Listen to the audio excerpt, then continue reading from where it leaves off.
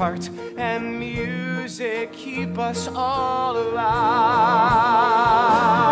Welcome to MsMojo. Today, we'll be looking at the most notable stage and screen musicals that don't get nearly enough recognition. I'll give you truth and a future that's 20 times better than any Hollywood plot. Number 10. The Wild Party. A sexy and scandalous affair taking place during the Prohibition. Andrew Lippa's musical sizzled off Broadway in 2000. Can you do the juggernaut? Can you do the juggernaut?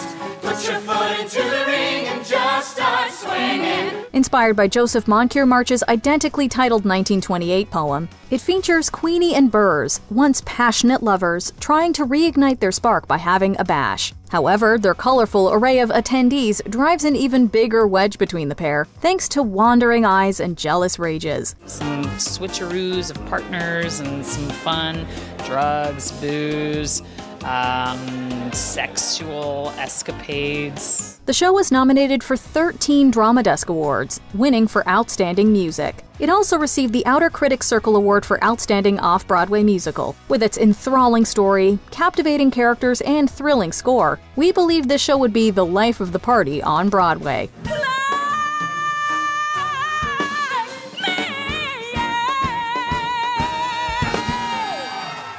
Number 9. Ghost Quartet. A slight deviation from your traditional musical, Ghost Quartet is a song cycle chronicling 4 linked tales centering around 2 sisters, a deceitful astronomer, and a manipulative bear.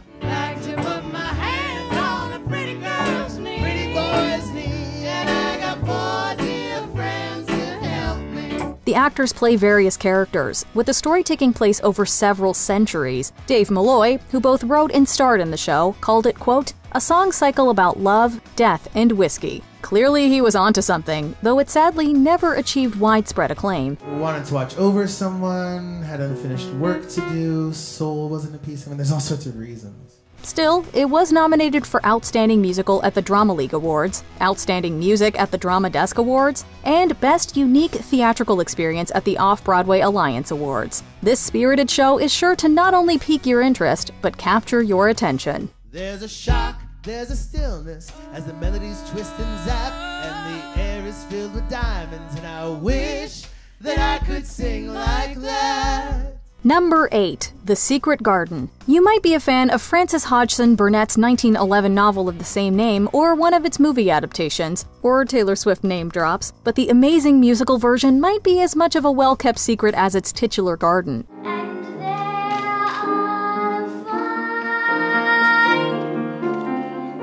Mary Lennox, an angry British kid in India, goes to stay with family in England during a cholera breakout, and a long-abandoned garden changes everything. The musical went to Broadway in 1991, delivering over 700 performances. Will it grow? It will. Then have no doubt about it. We'll have the grandest garden ever seen. It won 3 Tony Awards for Best Book of a Musical, Best Scenic Design, and Best Featured Actress in a Musical. Despite being a classic tale with a heartwarming story and breathtaking soundtrack, the show sadly never really blossomed.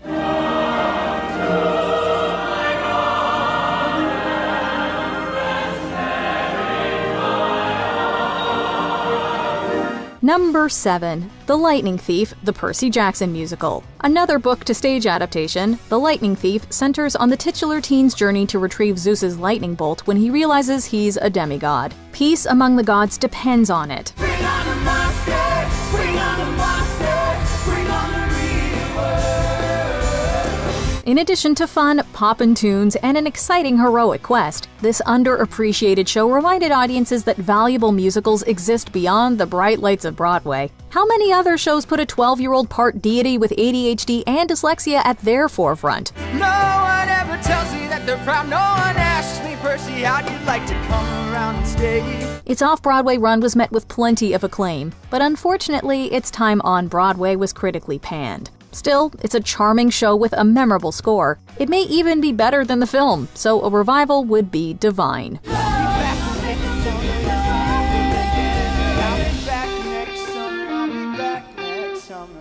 Number 6. Ruthless. We theater lovers enjoy a good send-up of the genre, and that's exactly what Ruthless is. Tina, you're on.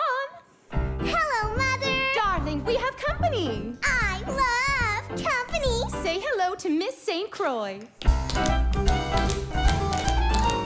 Hi. Parodying shows like Gypsy and films like All About Eve, it had its off-Broadway debut in 1992 starring Laura Bell Bundy. Fun fact, Natalie Portman and Britney Spears were reportedly her understudies. In the show, we meet 8-year-old rising talent Tina, who's willing to do anything to be a star, and we mean anything. Hey, Hollywood, hear my call.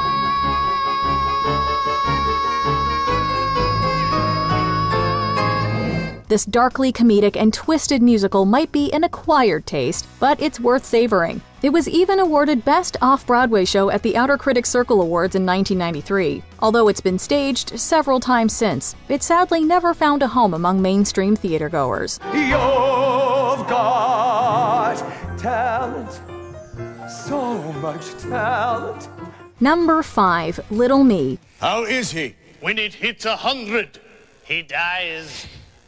Like I needed that news. If you enjoyed A Gentleman's Guide to Love and Murder, this musical should be right up your alley. We meet Belle Poitrine, a star and socialite who's writing her autobiography. Belle started life on the wrong side of the tracks, but climbed to fame and fortune thanks to her wealth of admirers. Meanwhile, her relationships tend to end under inexplicable, unexpected, and bizarre circumstances. You go to the Ryder Outfield Crag. The original show was nominated for several Tony Awards, including Best Musical. It won for Best Choreography, courtesy of Bob Fosse. The musical was later heavily revised and resurrected, receiving a Best Revival Tony nomination in 1999. It's a darkly comedic story with unforgettable music, and it's time it got its dues. What I mean is, ma chérie, c'est le grand for me. Number 4. Something Rotten. If High School Shakespeare still plagues you, consider checking this musical out. English playwriting brothers Nick and Nigel Bottom can't seem to compete with the Beatles-like success of The Bard in 1595. And they're all ew, and he's all stop, and they're all yeah, and I'm all bleh, and I'm really getting sick of it! Nick visits a local soothsayer who introduces him to the concept of the musical, and foretells Shakespeare's next big project, Omelette. The show excited and amused audiences with extravagant show-stopping numbers, hilariously eccentric characters, and ingenious self-awareness. I'm big and shiny, mighty, finey, glitter, glitz, and chorus liney. Bob your head and shake your hiney, musical! It received an impressive 10 Tony nominations and never failed to bring the house down over the span of its 742 performances. We only wish more people got to enjoy this innovative and side-splittingly hysterical show. There's really nothing quite like a musical, and we hope this one gets its renaissance. Welcome to the Renaissance. Everything is new. 'Cause Renaissance means rebirth. Number 3. Finian's Rainbow. Debuting in 1947, this charming production has since been revived on Broadway 4 times. Still, many theatergoers have yet to discover this musical pot of gold. Something in your eyes I see soon begins bewitching me. The story follows Irishman Finian, who decides to plant stolen treasure in the US, hoping it'll provide him with more riches. But it's not that simple, as he's being tracked by its rightful and desperate leprechaun owner, while a shady politician is making his own plans. It located an amazing concentration of gold. The meter reacted so violently it broke the needle. Oh, we're sorry about that needle, but we'll reimburse you.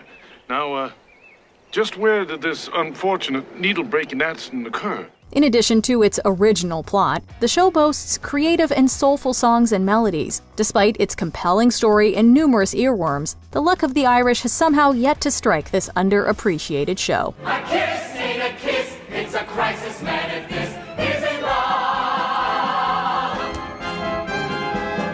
Number 2. Bear, a pop opera. A yet-to-be-uncovered musical treasure, Bear is arguably one of the most important LGBTQIA+ musicals of the 21st century. You have to give the world a chance to what? To see how deep the world can cut.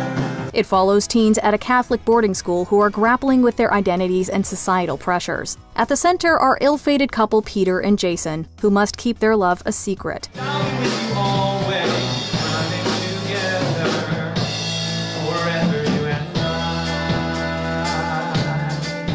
They break up when the burden becomes too much to bear, but their affection for one another and the fear of being outed hovers. Sadly, the ending is heartbreaking. It's not an easy musical to digest by any means, but of course, that's the point. With relatable characters, mesmerizing numbers, and relevant themes that encourage viewers to dig deep, there's no doubt this masterful show deserves more recognition.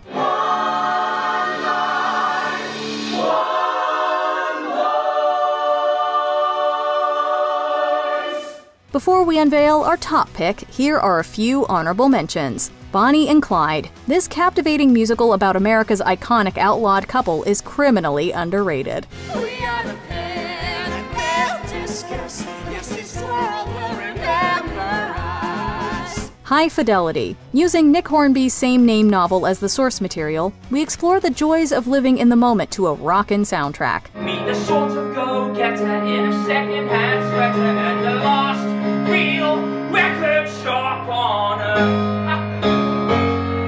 The unsinkable Molly Brown. Margaret Brown lived through the RMS Titanic's demise, and this is a captivating dramatized reimagining of her story.